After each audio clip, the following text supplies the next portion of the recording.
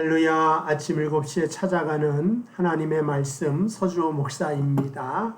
오늘은 요셉에 대한 두 번째 시간 창세기 50장 24절로 26절까지 말씀 보겠습니다.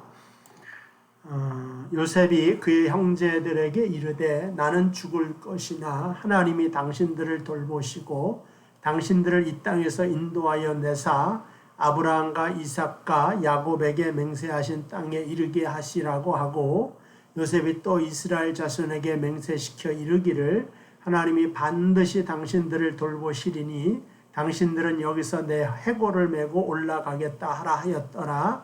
요셉이 110세의 죽음에 그들이 그의 몸에 향재료를 넣고 애굽에서 입간하였더라. 아멘. 이 창세기 50장에 요셉의 죽음으로 창세기가 마무리되어집니다. 요셉이 죽을 때에 오늘 24절에 형제들에게 말을 합니다. 나는 죽을 것이다. 요셉이 애굽의 총리로서 막강한 권력을 가졌고 그 요셉으로 인하여서 이스라엘의 그 형제들 다 편안하게 잘 지냈고 부유하고 풍족하게 살았습니다. 근데 이제 이방인으로 살고 있는 이 요셉이 죽고 난 다음에 어떻게 될 것이냐, 그게 이제 걱정이 되겠죠. 근데 요셉은 그들에게 말하기를 내가 죽는 거, 내가 사는 거는 아무것도 아니다. 내가 죽었다고 해서 살았다고 해서 당신들에게 득이 되거나 그 다음에 당신들에게 손해를 끼친 것이 아니라 사실은 어떻게 말하냐, 하나님이 당신을 돌보시고 이랬으니까 요셉은 뭐냐, 내 덕을 봐서 형제들이 애굽에서 잘 사는 것이 아니라 하나님이 돌보고 있다고 하는 사실을 믿었기 때문에 자기가 죽은 다음에 금덩어리는 여기에 있고 뭐 정치적으로 누구를 대신해서 세우고 이런 거 하나도 안 하시고 이런 안배를 하나도 두지 않았어요. 자녀들을 위해서도 그들에게 하는 말이 뭐냐, 하나님이 돌볼 것이다. 그거를 의지하고 그것을 바라보아야지 내가 애굽의 총리를 하면서 내 정치적인 라인을 이 사람 세웠으니까 이 사람이 너를 돌볼 것이고 내가 은행에 금덩어리를 이렇게 해놨으니까 이거를 가지고 쓰고, 이러한 것은 하나도 안 하고 24절에 하나님이 돌보시고 25절에도 하나님이 반드시 당신들을 돌볼 것이니까 걱정할 필요가 없다고 하는 사실을 알려주고 있습니다. 그리고 하나님의 약속이, 언약이 무엇인가를 바로 알기 때문에 당신들은 여기서 내 해골을 메고 올라가겠다 하라. 이거는 뭐냐면 애굽이 지금 그 당시에 세계에서 가장 풍족한 땅이고 나일강으로 인하여, 나일강의 삼각주라 그래서 거기는 뭐든지 심기만 하면 다 풍년이 드는 곳입니다. 비도 안 와요. 그냥 물이 저 아프리카 저 산속에서 계속 1년 사시사철 엄청난 물이 오기 때문에 햇볕은 쨍쨍 찌는데 물은 충분하니까 농사가 그렇게 잘 된단 말입니다. 그런데 여기가 내가 거할 땅이 아니다. 하나님이 언약하기를, 하나님이 나의 할아버지 아브라함에게, 우리 족속에게 언약한 땅 가나안 땅으로 가게 될 것인데 맹세해라. 내 해골을 가지고 올라간다고 하는 것은 애굽이 미치고 가나안이 위쪽에 있지 않습니까?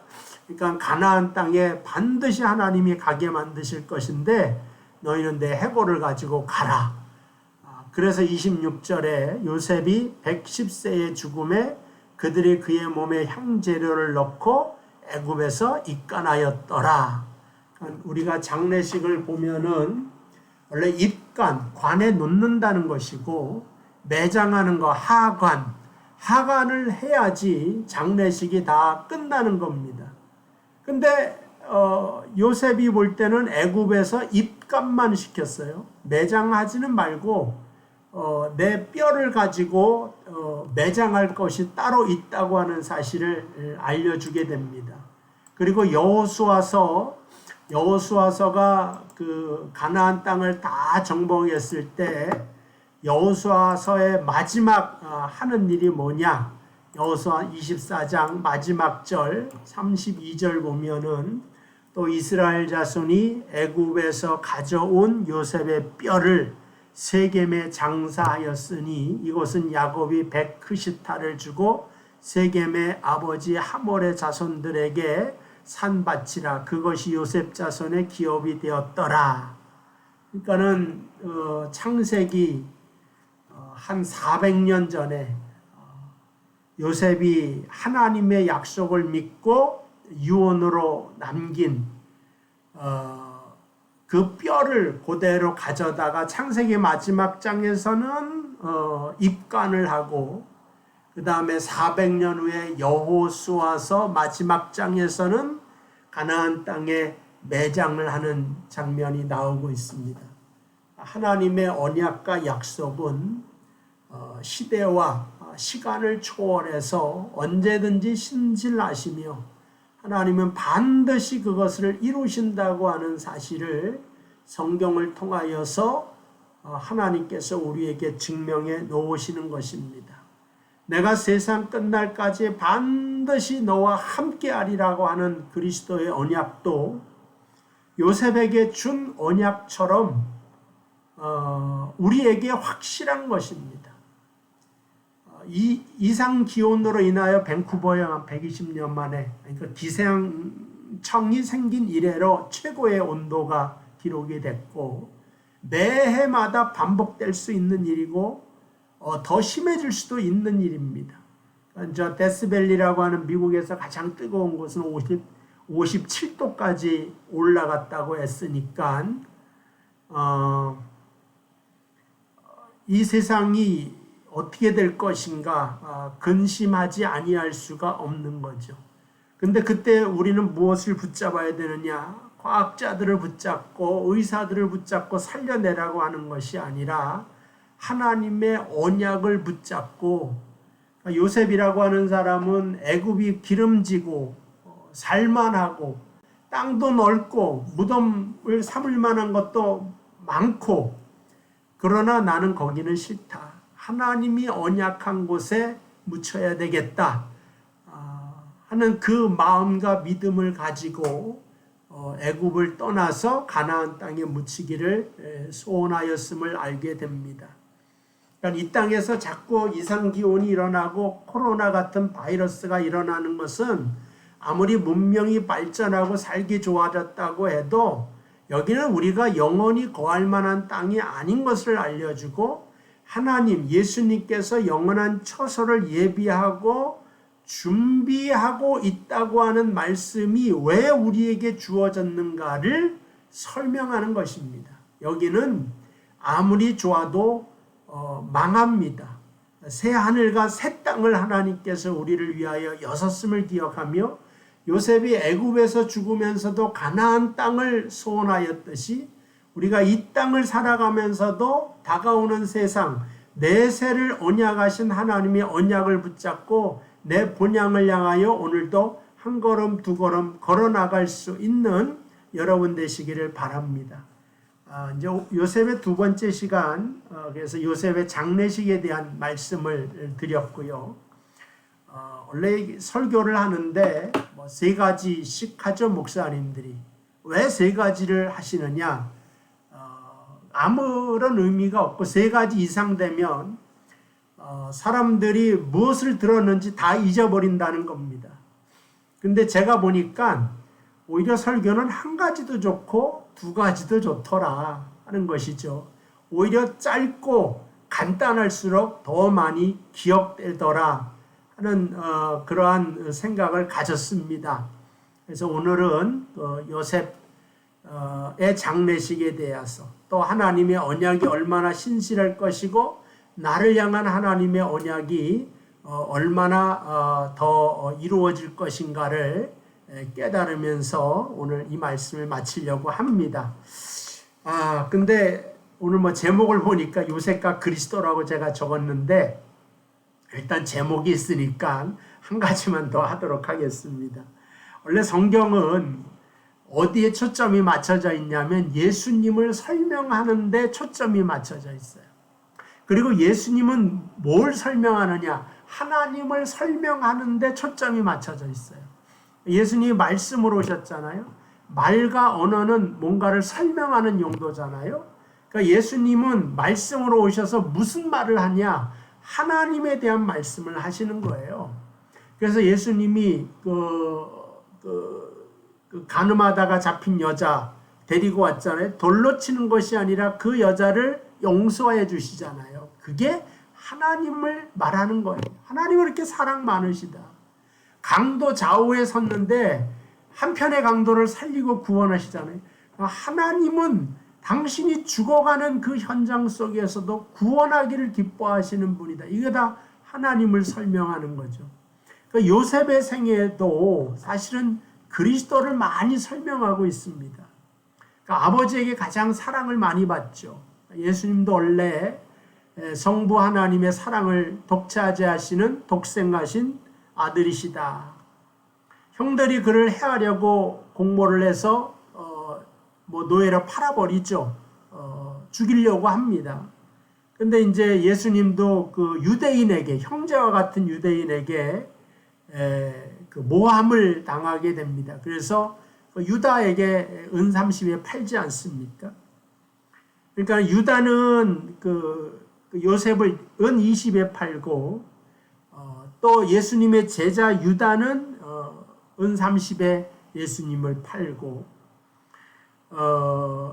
그 요셉도 이제 많은 그 유혹을 받습니다. 근데 그 유혹을 이기죠.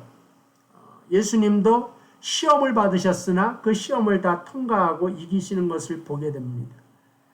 요셉이 아무런 잘못을 하지 않았는데 보디발의 아내가 무고하게 고소를 하게 되는 것처럼 예수님도 무고하게 고소를 당해서 로마 사람에게 저 사람이 유대인의 왕이라고 하는데 너희들은 예수를 붙잡지 않으면 황제에게 불충하는 것이 아니냐. 이게 다 고발하는 거예요. 틀림없이 자기가 왕이라고 했다. 그런 고소를 당하게 되죠. 그의 죽음은 애굽의 감옥에서 두제인과 함께 갇혀서 있지 않습니까? 그러니까 죽음의 장소인 감옥에 갇혔듯이 죽음의 장소인 십자가에서 똑같이 두 십자가의 행악자와 같이 있었다는 것입니다. 근데 요셉도 그 술 맡은 관원은 살고 떡 맡은 관원은 죽었듯이 예수님의 십자가에서도 한편의 강도가 살아나고 있는 것을 보게 됩니다. 이런 것들이 다 계속해서 이어집니다. 교재를 보면은 애굽에서 모든 권세를 얻었듯이 예수님도 하늘과 땅의 모든 권세를 십자가를 통하여 얻게 되는 것입니다. 그러니까 요셉은 이방인의 여자를 아내로 얻습니다. 그렇듯이 예수님도 교회는 사실은 또 이방인이죠. 교회가 지금 우리도 유대인은 아니지 않습니까? 이러한 교회를 신부를 삼아서 주님의 영광에 참여하게 하신 것을 보게 됩니다. 요셉이 구원자로 모든 백성을 다 구하죠. 애굽인이나 히브리인이나 그 주변에 있는 모든 족속까지 다 구원하는 구원자의 통치자가 된 것처럼 예수님께서도 이방인이든지 어떠한 사람이든지 다 구원하는 구원자의 통치자로 이 땅에 오셨음을 보게 됩니다.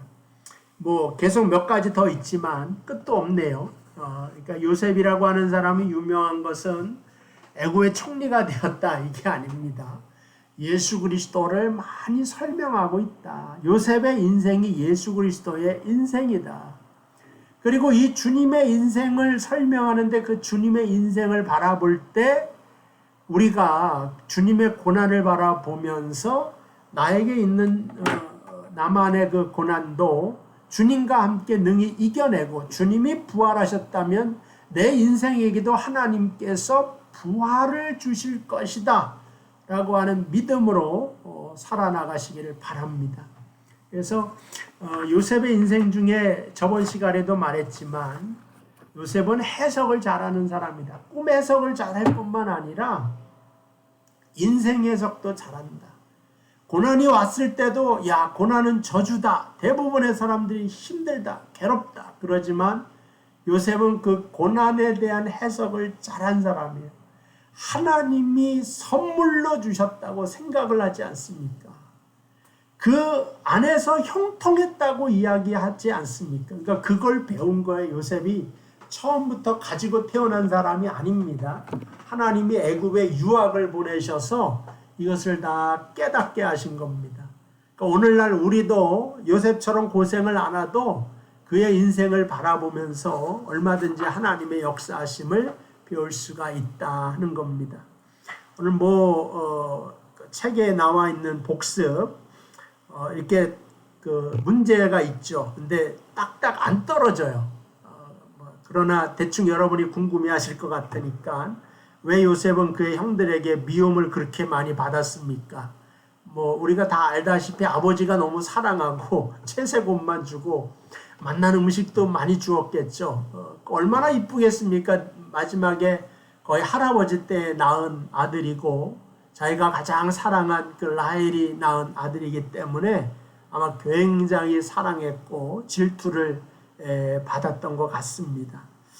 근데 또 다시 보면은 그가 미움을 받는 것도 하나님의 하나의 안배 속에 놓여져 있는 것이다 하는 것을 알 수가 있죠.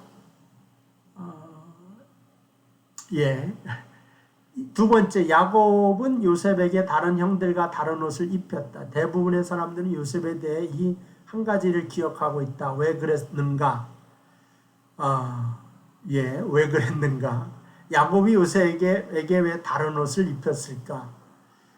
왜 그랬는가? 글쎄요, 이게 너무 쉬운 것 같아서 어쨌든 채색 옷을 입혔다고 했는데, 그러니까 이 문제집에서는 아버지의 사랑을 확진하게 받는 것하고 하나님의 사랑을 받는 것이 그리스도를 상징하는, 그리스도를 강조하기 위한 말씀이라고 이야기를 하고 있습니다. 그러니까는 어느 것 하나 하나님의 손길이 닿지 않는 것이 없다. 요셉의 인생이. 그렇다면 저하고 여러분의 인생도 하나님의 손길 안에 있다고 하는 사실을 알려주죠. 세 번째, 요셉은 누구로 말미암아 얼마에 팔렸는가? 그러니까 유다에 의해서, 형 유다죠. 20에 팔렸죠. 20냥에.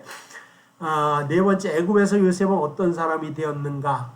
애굽에서 모든 사람을 구원하는 구원자가 되고 총리로서 애굽의 그 바로는 골치 아프게 정치 같은 거 잘 안 합니다. 왕은 이렇게 누리는 사람이지 나머지는 총리가 알아서 굳은 일을 다 하는 거죠. 근데 실제적인 통치자가 된 겁니다.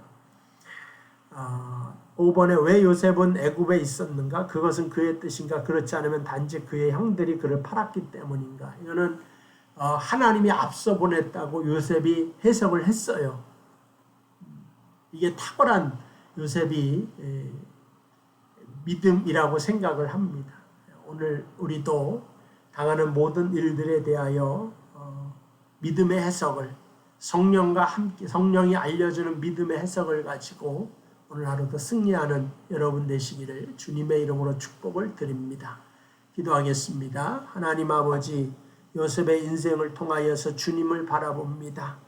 그의 고난과 억울함과, 그러나 하나님이 그를 세워서 일으켜 세웠듯이 주님의 십자가에서 통하여서 부활이 나온 것처럼 우리의 인생 속에서도 많은 고난과 어려움이 있습니다. 이 모든 것을 그리스도와 함께 극복하게 하시고 아버지 하나님 승리하는 믿음 되게 하시고 주의 영광이 우리 사랑하는 모든 성도의 인생 속에 나타나도록 역사하여 주옵소서. 예수님의 이름으로 기도하옵나이다. 아멘. 감사합니다. 내일 또 뵙도록 하겠습니다.